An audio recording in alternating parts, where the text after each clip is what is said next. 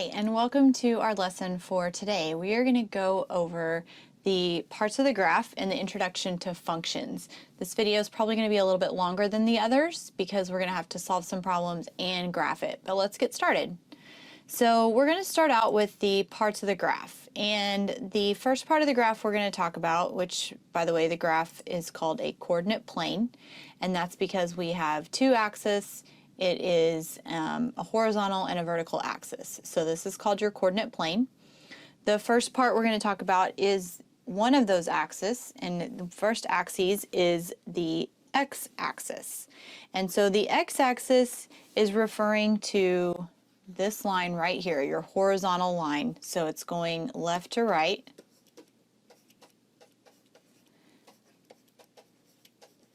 Okay. And your x-axis, left is negative, right is positive, okay?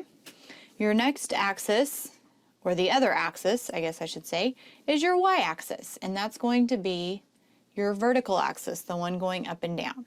And so your x-axis goes up and down. Up is positive, down is negative, and we'll talk about that in just a minute as well. The other thing we're going to point out on the graph is the origin.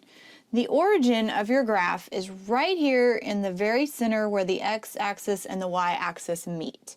This point is called 0, 0. Okay? So that's just kind of the basics of your graph. Most of you have probably seen a graph before, used a graph before, so hopefully this is just a refresher for you. But let's go ahead and talk about a couple other parts. And so next we're going to talk about the 4 quadrants. So the graph, if you'll notice, once I have my x and y axis, which they're not always going to be where the origin is dead center of your graph. But at this point it is, and so we're going to talk about the 4 parts of the graph now that we have it divided. And so the first one, quadrant 1, is going to be your top right. Quadrant 1 is showing that we have a positive x and a positive y. Now, when you're writing your actual points on the graph, you always want to write x first and y second. It's always going to be like that. So x is your first number, y is your second number. In this case, they're both positive. The next one is quadrant 2. Quadrant 2, we're going to go counterclockwise. So from the first quadrant where we're positive x, positive y, we're going to quadrant 2. Quadrant 2, you go negative x to the left and positive y. So it's negative x, positive y. Okay. Quadrant 3 is going to be down here. We're still going counterclockwise. So quadrant 3, we're going negative x, and then we go down, which is negative y. And then for the last one, you guessed it, we have quadrant 4. Quadrant 4, we go right is a positive x, and we go down, which is a negative y. Okay? Now that's just showing you with the x and y variables as far as which ones are positive, which ones are negative. X is always first, y is always second, so we're always going to go left to right before we go up and down whenever we're plotting our points. And so just remember, you have to walk down the hallway before you can take the elevator up or down. So you've got to go right to left first and then up or down second. So let's go ahead and go through that portion that we just talked about, which is called the ordered pair.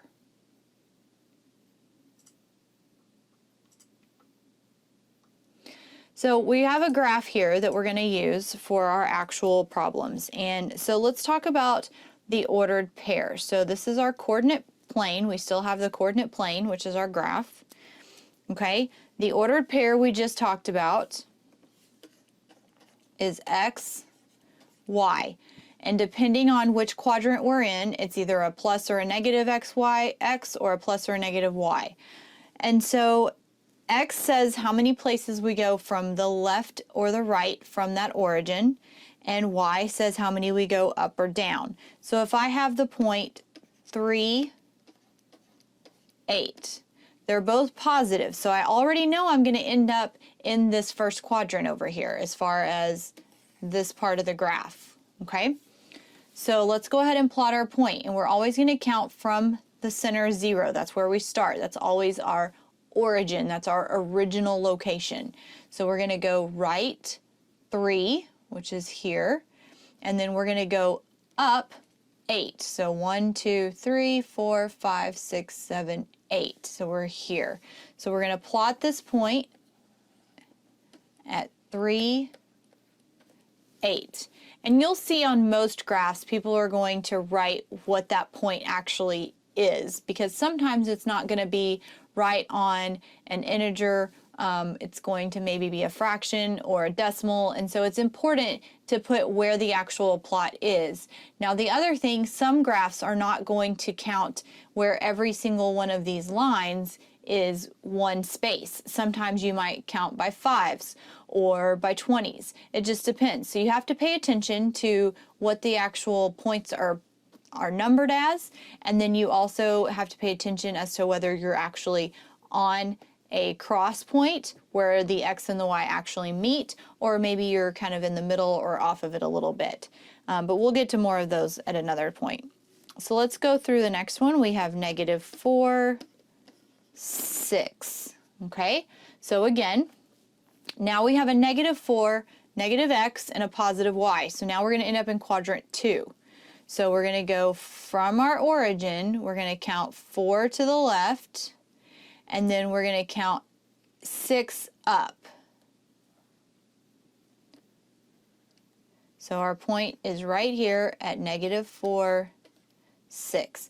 And you can really write it anywhere next to that point that makes sense, so that if you have several numbers or several, ordered pairs in the same area, you just want to make sure that you know which one goes with which dot or placement.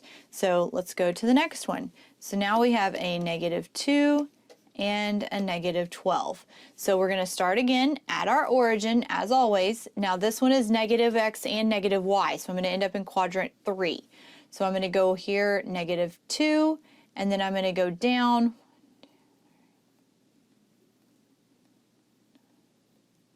12. So I'm going to end up right here at -2, -12. Okay? So then let's do one more. So I have 5, -10. And you guessed it, I have a positive X and a negative Y, so we're going to be in quadrant 4 right here. All right, so let's go ahead and plot this one. So I have 5 to the right, always start in the middle at the origin. And then I have 10 down. So it's 5, -10. Okay? You always separate your X and Y, whether it's a variable or a number, when you're talking about your ordered pair, with a comma. So it's parentheses, open, X, whatever your number is that stands for X, comma, Y, and then parentheses closed. Okay, so let's go ahead and try a few of these problems, and what we're going to do is we are going to be given a function, and then we're going to create our ordered pairs, and then we're going to graph them. So this part might take a little bit of time, but this is really the only way that you can solve for these things. So let's go ahead and go through the problem real quick first. I say real quick, it won't be quick. So if we have y equals 3x plus -3. So this is our function.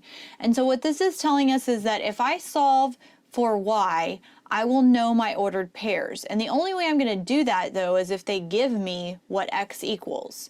So now, as far as what x equals, x can equal anything on the graph that is on the x-axis. So I could plug in a 5 and I could solve that and I would be given my y. So then I could plot my point. So really your x is either whatever you're told it is or whatever you plug in order to solve for y. So let's go ahead and use this information. So we're going to say that x is equal to -4, -2, 0, 2, 4. Okay? Now, this is very easy to do on a chart, and so we'll go over that here in just a minute. But first, let's go ahead and solve these. So the only way to solve these is to take our numbers one at a time and plug it in for x, and then we're going to solve it. So the first one, y equals 3 times -4 plus a -3. So now 3 times -4 is -12. Plus a -3 is -15. And I'm having to write kind of small because I'm going to run out of space here. All right, so the next one, let's go ahead and say that y equals 3 times, the next number is -2. So I'm going to plug that in for x plus a -3. So then we just solve it. 3 times -2 is -6. -6 plus a -3 equals -9. Okay, and then we're going to go to the next one. Y equals 3 times, our next number is 0, so we're going to plug in a 0, plus a -3. So 3 times 0 is 0, and 0 plus a -3 equals a -3. Y equals 3 times, so our next one is 2 plus a -3. So 3 times 2 is 6. 6 plus a -3, which is 6 minus 3, is 3. And then our last one we have is y equals 3 times 4 plus a -3. So 3 times 4 is 12. 12 minus 3 is 9. All right, so now we have our y's, we were given our x's, so now we can make our points that we're going to plot. So let's go up here to the top. I'm going to take this away so we have some room. And let's go ahead and write out our ordered pairs. Now there's a couple of ways you can do this. And so the first thing we're going to do is just write them out. So if I had the ordered pair, so if I started with -4, when I plugged in -4, my answer was -15. So that's my x, -4, and my y is -15. Then the next one, I have a -2. When I plugged in -2, I got -9. So that's my y. And then for the next one, I have 0 is what I had to plug in here. And then once I solved it, my y is -3. The next one I plugged in was 2, so that's my first x. And then my y, when I solved it, was +3. And then my last one I plugged in was a 4, +4, so that's my x. And then my y, when I solved it, was 9. So here's my ordered pairs, okay? Now, one of the things you're going to see with these ordered pairs is that a lot of times they're going to write it out as a chart.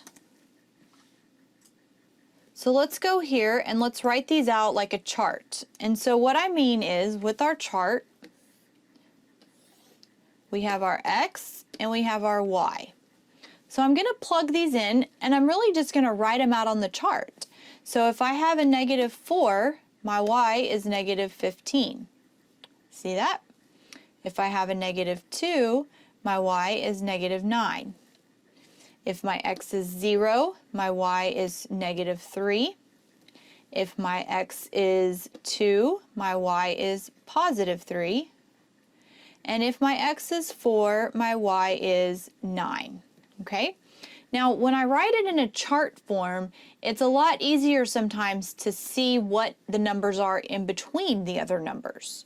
So let's just say I want to find out what my 1, if my x is 1, I want to find out what my y would equal.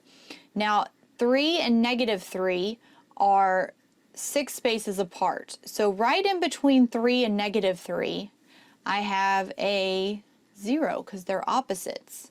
So with this chart, I can actually figure out when I have an x as 1, I can figure out what my y is without having to plug it into the function. So my chart has a pattern, okay? And if you'll notice, that pattern is going to be plus 3. So let's try it out. What if I plugged in a 3 for x? Let me write this in another color so it's easier to see. What if I plugged in a 3 for x? Well, if I add 3, like I've been doing here, add 3, 3 plus 3 is 6. Now if I continue and I add 3, does 6 plus 3 equal 9? Yes, so I can keep going. Now if I'm working up, I'm going to actually subtract 3, but let's go ahead and just start at the top, and my numbers in between here are -3 and -1. So if I have here between -15, if I add 3, I'm going to end up with -12. If I add 3 here, I'm going to end up with -9. If I add 3 here, I'm going to end up with -6, and then I add 3 here, I get to -3. So as you can see, we have a pattern, and now we have all of these plots that we can place on the graph. All right, so now that we have our points for the graph on this table here, we're going to go ahead and graph some of them, but we're not going to graph all of them just for sake of time here. So we're just going to graph the ones we solved for originally. So those are the ones that are underlined in blue. Okay, so let's go ahead and start with the first one, -4, -15. Now they're both negative, so we're going to go left and then we're going to go down. So we're going to end up over here in quadrant 3. Okay, so we're going to go ahead and start at the origin, and we're going to go left 4 and down 15. Now I went ahead and marked my 5s on the x and y axis just to make it easy to find them. So we're going to go ahead and plot that point, -4, -15, okay? And then let's go ahead and plot the next point. So the next one we have underlined is -2, -9. So I'm going to go left 2 and down 9. I have my 10 marked, so the 9 is going to be 1 up. So I have -2, -9. And then the next one I have here is 0, -3. So I'm going to start here at the origin. Since my x is 0, I'm not going to go left or right. All I'm going to do is stay on the y-axis and go down 3. So here's my point, 0, -3. Okay? And then my next one is 2, 3. So I'm going to go from the origin, right 2, up 3. So this one is 2, 3. And then the last one is 4, 9. So I'm going to go over 4 and up 9. So I'm right here at 4, 9. Now what you'll notice about this graph is that it actually, these lines form, or these points, I'm sorry, these points form a line. And this line actually can go on and on and on past your graph. It doesn't actually stop where those are at, which is why we have our arrows. They could keep going. And so the points in between are the ones that we found on our table as far as the other ones that we could graph. And they fall on this line. So even if we didn't find them on our table, once we draw our line, which mine's a little unstraight, but yours should be straighter. So once we draw our straight line connecting those dots, the other points are going to be very easy to find. So this is just kind of the basics in using a function to solve for y, creating your table, and then graphing the points. And we'll do another video where we have a little bit more difficult problems, and we're also going to talk about sometimes your plotted points don't end up being a straight line. So join us for that video. We'll link it below. And if you have any comments, leave those. Please subscribe to our channel, and we'll see you for the next video. Have a great day.